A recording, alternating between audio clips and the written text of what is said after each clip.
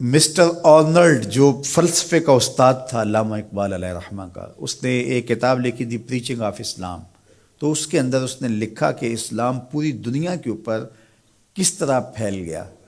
باقی بھی تو مذاہب تھے لیکن اس تیزی کے ساتھ ایسے نہیں پھیلے جس طرح اسلام پھیلا. تو اس نے کہا کہ من جملہ وجوہات اور ذرائع میں سے ایک ذریعہ اسلام کے پھیلنے کا یہ ہے کہ اسلام میں سے ہر شخص کو یہ حق دیا گیا ہے کہ وہ دین کی تبلیغ کرے اور نیکی کا حکم دے اور برائی سے منع کرے. باقی مذاہب میں ایسا نہیں ہے. میرے حضور نے خطبہ حجۃ الوداع کے موقع پر 1,44,000 صحابہ سے مخاطبت کرتے ہوئے فرمایا فَلْيُبَلِّغِ الشَّاهِدُ الْغَائِبَ، جو موقع پہ موجود نہیں ہیں تم سب کی ذمہ داری ہے ان تک میرا پیغام پہنچا دو. بلغوا عنی ولو آیہ، میری جانب سے ایک آیت بھی آتی ہو تم نے اس کو آگے منتقل کرنا ہے. مومن ایک معاشرتی فرد ہے جو صرف اپنے آپ کو ہی نہیں بچاتا، دوسروں کو بھی بچاتا ہے، دوسروں کی بہتری کا ضامن ہوتا ہے. من رعا منکم منکرا فلیغیرہ بیدہ فإن لم یستطع فبلسانہ فإن لم یستطع فبقلبہ وذلک اضعف الایمان. فرمایا تم میں سے اگر کوئی شخص برائی ہوتے دیکھے تو ہاتھ سے منع کرے، اور اگر ہاتھ سے منع نہیں کر سکتا تو زبان سے روکے، اگر زبان سے بھی نہیں روک سکتا تو دل سے برا جانے.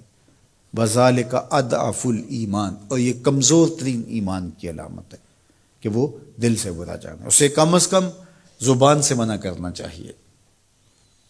کوشش تو ہو کہ ہاتھ سے منع کرے، لیکن آج کل وہ کہتے ہیں جی اب کسی کو کہنے کا زمانہ نہیں رہا.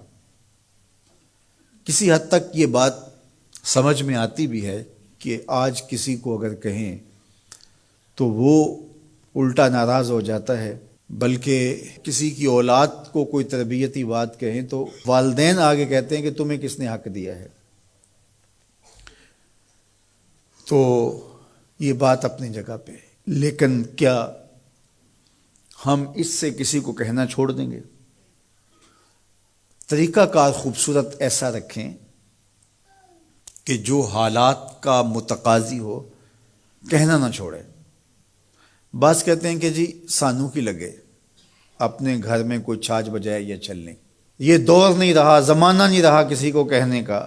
اگر اس فلسفے کو تسلیم کر لیا جائے اور یہ طے کر لیا جائے کہ ٹھیک ہے، تو پھر برائی سے منع کون کرے گا اور نیکی کا حکم کون دے گا؟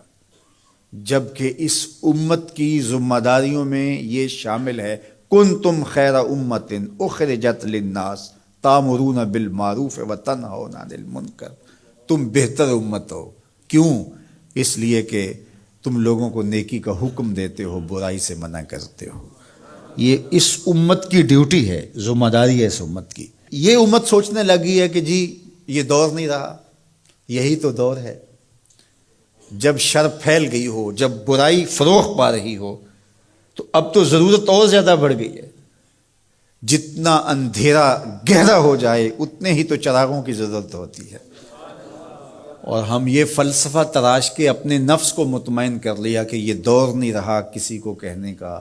حضور نے مثال بیان فرمائی کہ کشتی میں سارے لوگ قابض ہو کے اپنی جگہ کو طے کر کے بیٹھ جاتے ہیں اور سفر شروع ہو جاتا ہے، اور ایک شخص اپنے ہی حصے کی جگہ میں سوراخ کرنا شروع کر دیتا ہے، اور باقی اگر اس کا ہاتھ نہیں پکڑتے، اس کو روکتے نہیں ہیں اور کہتے ہیں ٹھیک ہے وہ اپنی جگہ پہ کر رہا ہے، اپنے گھر چھاج بجائے چلنی ہمیں کیا لگے، تو تھوڑی دیر کے بعد کشتی ڈوبے گی تو یہ بھی سلامت نہیں رہ پائیں گے.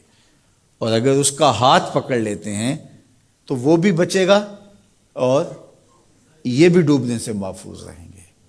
جب برائی پنپتی ہے، برائی کی نشو و نما ہوتی ہے، تو کیا وہ چنگاریاں ہمارے گھروں کو خاکستر نہیں کرتی؟ معاشرہ تباہ ہوتا ہے تو ہم اپنی اولادوں کو پھر کس طرح بچا پائیں گے؟